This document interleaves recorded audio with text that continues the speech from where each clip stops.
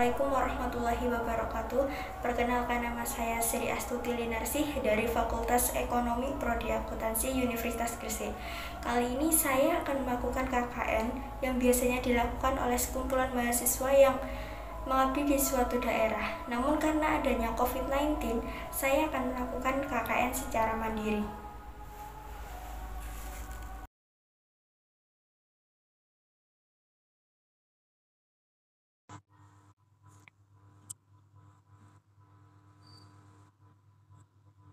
Assalamualaikum warahmatullahi wabarakatuh. Perkenalkan, nama saya Sri Astuti Linarsih dari Fakultas Ekonomi Prodi Akuntansi Universitas Gresik. Di sini saya akan menjelaskan terkait laporan keuangan sederhana. Pengertian laporan keuangan. Laporan keuangan sederhana merupakan sebuah informasi mengenai keuangan pada suatu usaha atau komunitas tertentu. Biasanya dikatakan sederhana karena laporan ini memiliki struktur format yang tidak memiliki istilah-istilah yang rumit. Latar belakang. Kenapa saya melakukan penyuluhan ini? Yang pertama, upaya yang dapat dilakukan untuk merubah perlakuan masyarakat Indonesia yang konsumtif adalah melakukan pengelolaan keuangan rumah tangga dengan menyadarkan pengelolaan keuangan sederhana sesuai dengan prinsip dan manajemen yang efisien dan efektif diharapkan dapat memberikan sumbangan terhadap perubahan pola hidup konsumtif ke arah pengelolaan keuangan yang lebih baik, dengan harapan tidak menghabiskan seluruh pendapatan yang diterima dan menyisihkan pendapatan untuk ditabung dan digunakan sesuai dengan kebutuhan. Keuangan adalah masalah umum yang dihadapi oleh setiap orang. Jadi di sini biasanya seringkali timbul permasalahan bagaimana cara mengatur keuangan bukan terletak pada penghasilan yang kurang, namun adanya kebiasaan yang salah dalam mengelola keuangan, karena seringkali salah memprioritaskan pengeluarannya. Mengelola keuangan keluarga nampaknya begitu sederhana, namun dalam prakteknya banyak sekali orang yang tidak mampu mengelola dengan baik karena alokasi anggaran dan belanjanya yang kurang. Jadi seperti ini Bu, maksudnya seringkali di keluarga itu kan antara pendapatan dan pengeluaran itu kadang lebih banyak pengeluaran daripada pendapatan. Jadi sehingga pada akhir bulan itu seringkali timbul hutang-hutang seperti itu. Perencanaan keuangan. Perencanaan keuangan adalah upaya yang untuk mengalokasikan pendapatan dan pengeluaran sebuah keluarga secara baik dan benar untuk mewujudkan tujuan keuangan keluarga.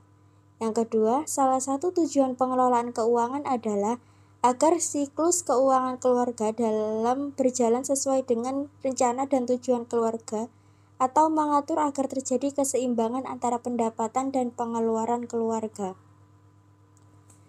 Pengelolaan keuangan keluarga terkait dengan mengatur alokasi keuangan keluarga untuk memenuhi kebutuhan saat ini, kebutuhan di masa depan, dan kebutuhan yang tidak terduga.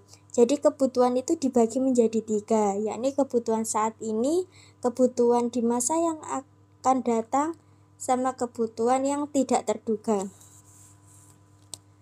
Yang pertama, kebutuhan saat ini terdiri atas pengeluaran yang dikeluarkan saat ini, seperti pengeluaran untuk biaya dapur, biaya cicilan motor, biaya pulsa telepon genggam, dan lain-lain. Yang kedua, kebutuhan di masa depan terdiri atas pengeluaran dikeluarkan di masa mendatang, seperti pengeluaran untuk biaya pendidikan anak, hingga tamat sekolah, biaya naik haji, biaya pernikahan anak.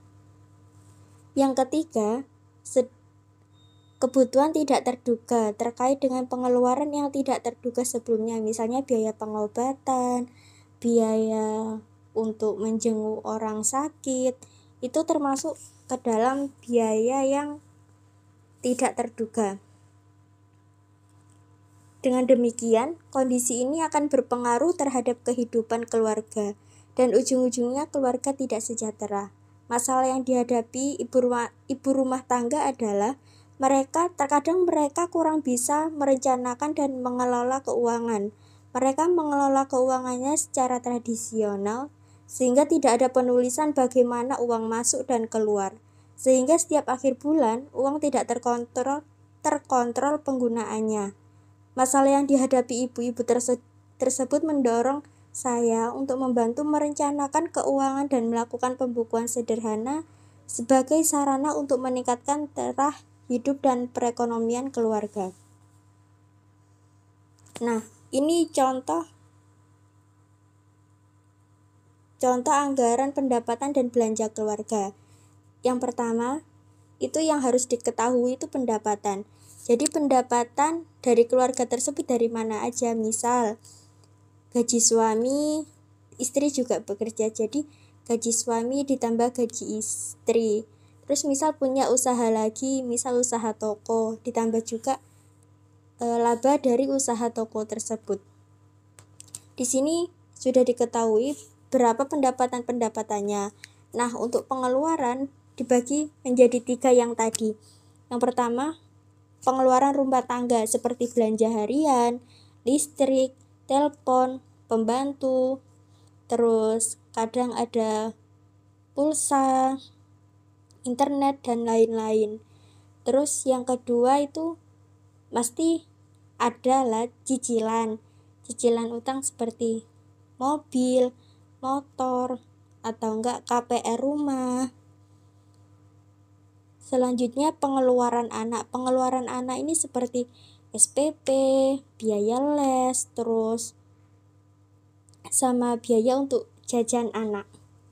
Yang selanjutnya transportasi, ini seperti biaya bensin untuk bapak ibu bekerja. Baik, sekian presentasi dari saya. Mohon maaf yang sebesar-besarnya apabila ada salah kata yang kurang berkenan.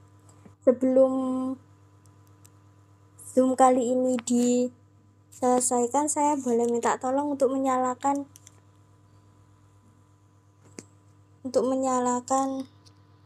kameranya.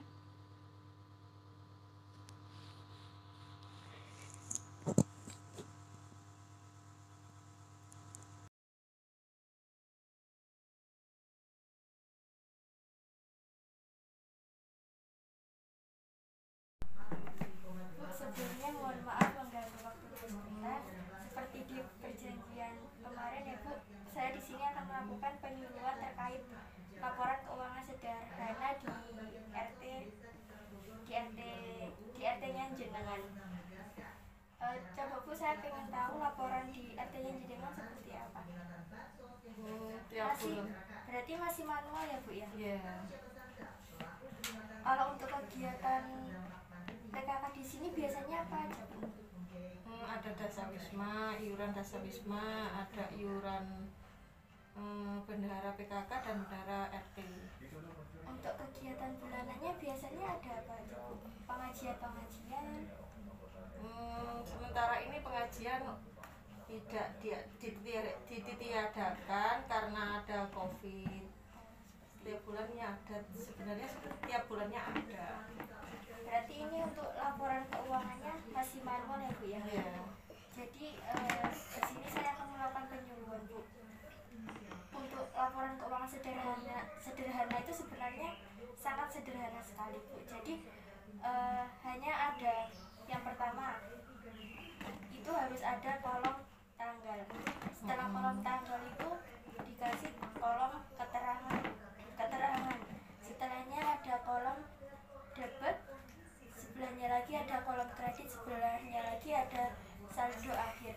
Jadi misal di kolom tanggal ini jenengan tulis tanggal apa, terus keterangan ini jenengan isi misal pengeluaran bulanan buat kerja bakti PKK atau buat pengajian dan lain-lain. Jika ada pemasukan bisa ditulis di kolom debit ini Bu. Nanti kalau ada pengeluaran bisa ditulis di kolom kredit. Kalau untuk saldo akhir itu maksudnya pengurangan antara debit dan kredit. Misal pemasukannya berapa, terus pengeluarannya berapa, nanti bisa kelihatan di saldo kalau misalnya laporan, mohon maaf ya Bu ya, untuk laporannya jenengan ini masih sulit gitu Bu buat mengetahui berapa sih saldo akhir kas PKKRT ini gitu Bu. Coba nanti setelah ini ya Bu jenengan praktekkan apa yang tak sampaikan tadi. Nanti kalau misalnya masih belum paham nanti bisa ditanyakan. Iya, kasih. Terima kasih ya Bu atas waktunya. Mohon maaf mengganggu sebentar. Iya. Terima kasih Bu.